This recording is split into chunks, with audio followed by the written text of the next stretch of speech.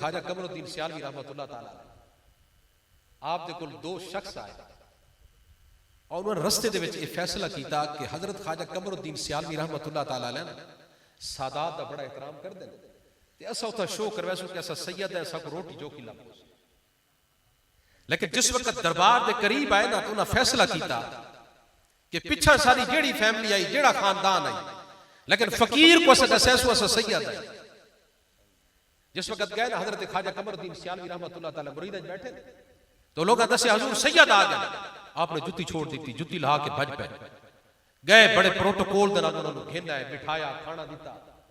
लेकिन जिस वक्त खाना खवावन तो बाद उन्होंने इजाजत तलब की, वो चले गए ना, हजरत ख्वाजा कमरुद्दीन सियालवी नाल टुर पे। बड़ी तवज्जो तलब बात, हजरत ख्वाजा कमरुद्दीन सियालवी उन्होंने नाल टुर पे। चंद कदमां दे फासले ते बन के ना ख्वाजा कमरुद्दीन सियालवी रुक गए। लोग पूछे हुजूर अगे नो जांदे, इथाई तक गए हो, अग्गा नहीं वे वेंदे, आप सादात का बड़ा एहतराम कर दे हो। फरमाया बाबू इथू वो सैयद बनिया, इथू तक टुरना मेरे वास्ते जरूरी है। इथू वो सैयद बनिया, इतने तक टुरना मेरे वास्ते जरूरी है पिया। ते सादात का एहतराम कीता करो। मैं आखिरी गल करदा।